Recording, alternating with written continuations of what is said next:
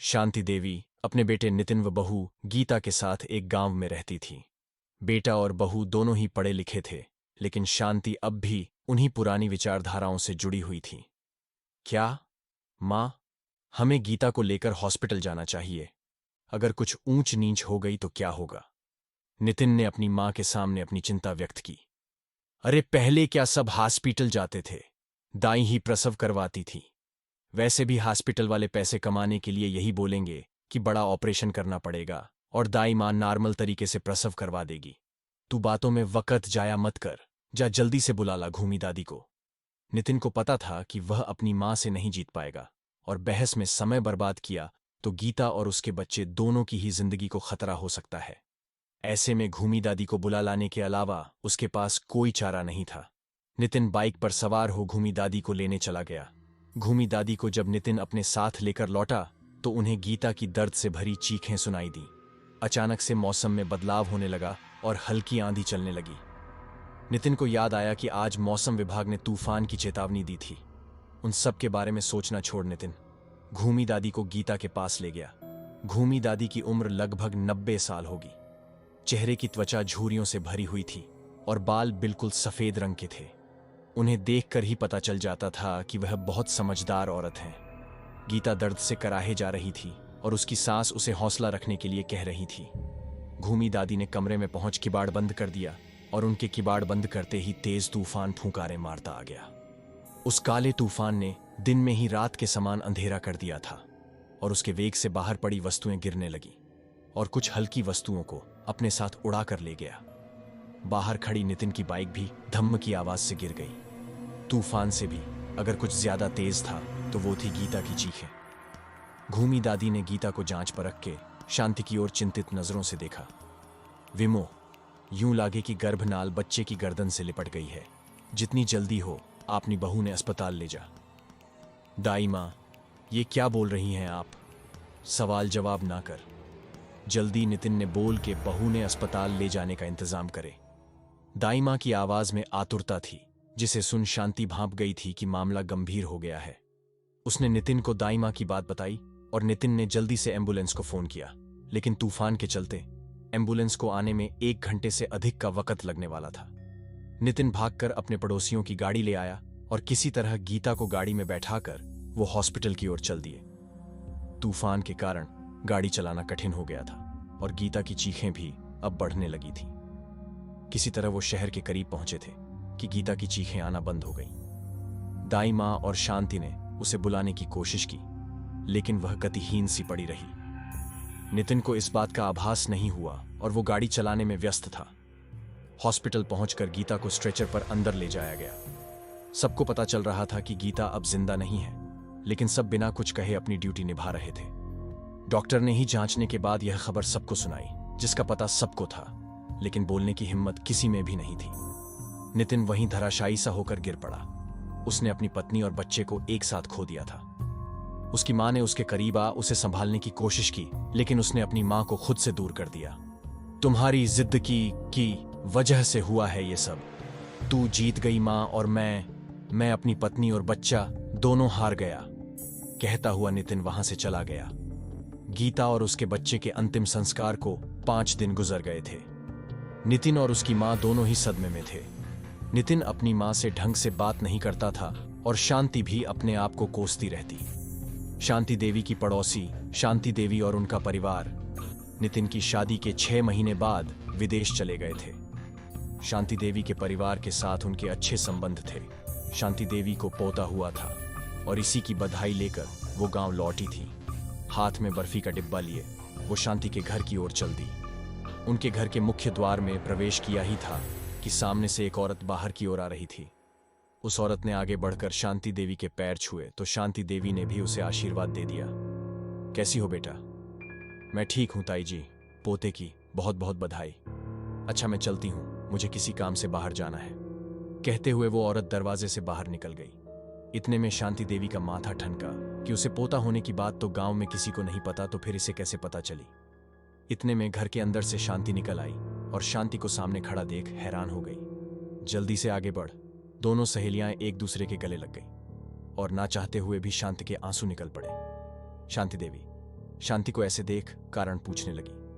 5 दिन पहले मेरी बहू की प्रसव के दौरान मौत हो गई। बोलते हुए शांति बिलख बिलख कर रोने लगी, लेकिन उसकी बात सुन शांति देवी के होश उड़ गए। हाथ से बर्फी का डिब्बा जमीन पर गिर पड़ा। ये तुम क्या बोल रही हो विमो? अभी तो तेरी बहू मिली मुझसे, मुझे पोते की बधाई भी दी। शांति की बात सुनकर अब शांति भी हैरान रह गई। ये कैसा बेहुदा मजाक है शांति? नहीं विमो, मैं सच कह रही हूं। उसने मेरे पैर भी छुए और वो फिर दरवाजे से बाहर। शांति देवी दरवाजे की ओर देखते हुए बीच में रुक जाती है, क्योंकि उसकी नजर जमीन पर बने लाल पैरों के निशानों पर पड़ती है जो कि अंदर की ओर आ रहे थे। शांति की नजर भी उन निशानों पर पड़ती है और उसकी काटो तो खून नहीं वाली हालत हो जाती है। दोनों सहेलियां एक दूसरे की ओर फटी आंखों से देखने लगती हैं। दोनों ही गांवों में पली बढ़ी थीं और उन्हें इन सब का मतलब समझने में समय नहीं लगा। शाम को शांति के साथ शांति एक बाबा से मिलने गई, लेकिन बाबा किसी यात्रा पर गए हुए थे और उनसे उनका मिलना ना हो पाया। लौटते हुए उन्हें अंधेरा हो गया था। शांति जल्दी जल्दी घर आई और खाने की तैयारी करने लगी। नितिन उससे ढंग से बात नहीं करता था, लेकिन जब वो खाना देती थी तो चुपचाप खा लेता था। शांति खाने की थाली लेकर नितिन के कमरे की ओर बढ़ी तो दरवाजे पर ही रुक गई। अंदर नितिन किसी से बातें कर रहा था। शांति कुछ देर खड़ी उसकी बात सुनने की कोशिश करती रही, लेकिन उसे कुछ भी सही से नहीं सुन रहा था। तभी शांति की नजर कमरे के बाहर बने पैरों के निशान पर गई। वो निशान कमरे से बाहर जा रहे थे। शांति के हाथ से थाली छूटकर गिर जाती है और वो दरवाजे से 2 कदम पीछे हट जाती है। तभी अचानक से नितिन दरवाजा खोलता है और गुस्से से भरी आंखों से अपनी मां की ओर देखता है। क्यों बुढ़िया छुप छुप कर अपने बहू और बेटे की बातें सुन रही थी? नितिन की आवाज सुनकर शांति के होश उड़ जाते हैं, क्योंकि नितिन की आवाज के साथ ही उसे एक औरत की भी आवाज आ रही थी। मैं मेरे नितिन को लेने आई हूं और फिर देखते हैं कैसे तू हमारी बातें सुनती है।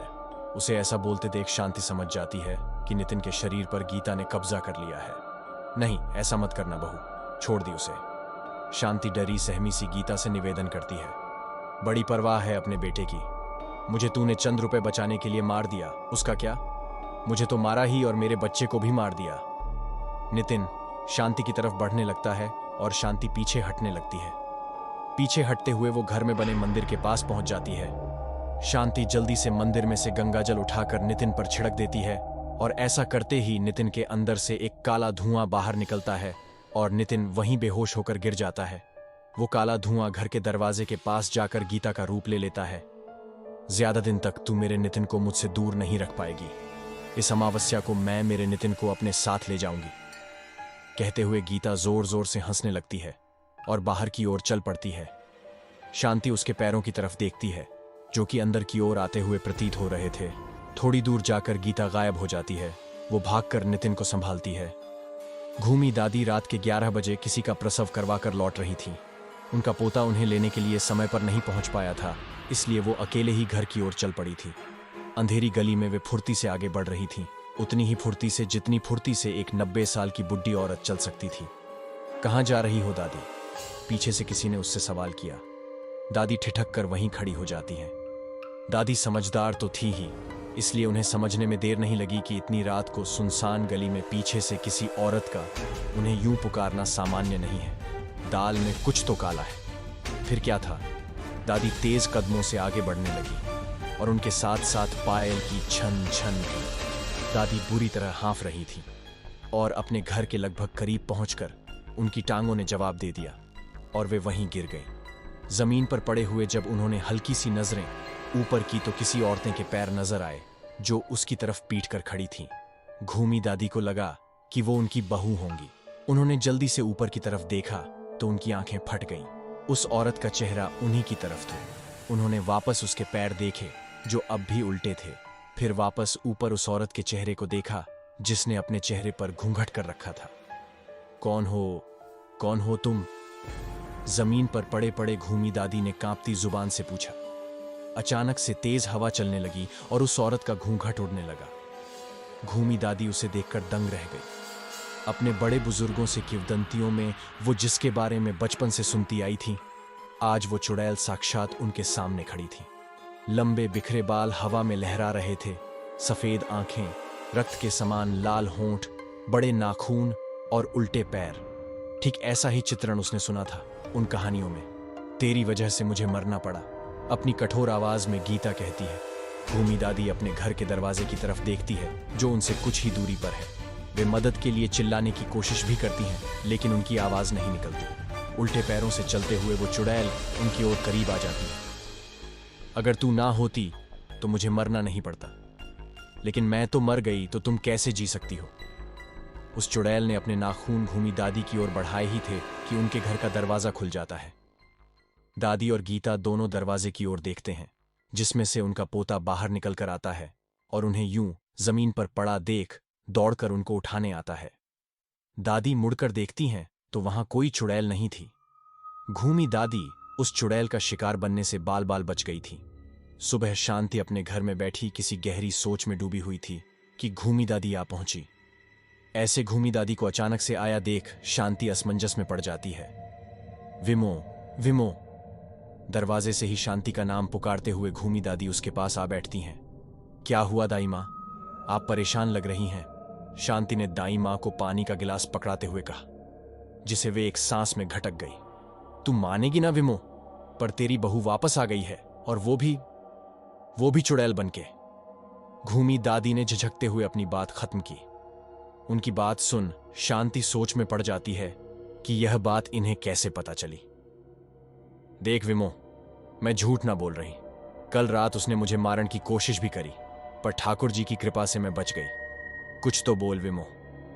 शांति की ओर से कोई प्रतिक्रिया ना देख घूमी दादी कहती हैं, वो नितिन को लेने आई है। हे भगवान। शांति की बात सुन अनायास ही उनके मुंह से निकल जाता है, शांति, हमें जल्दी बाबा के पास जाना चाहिए।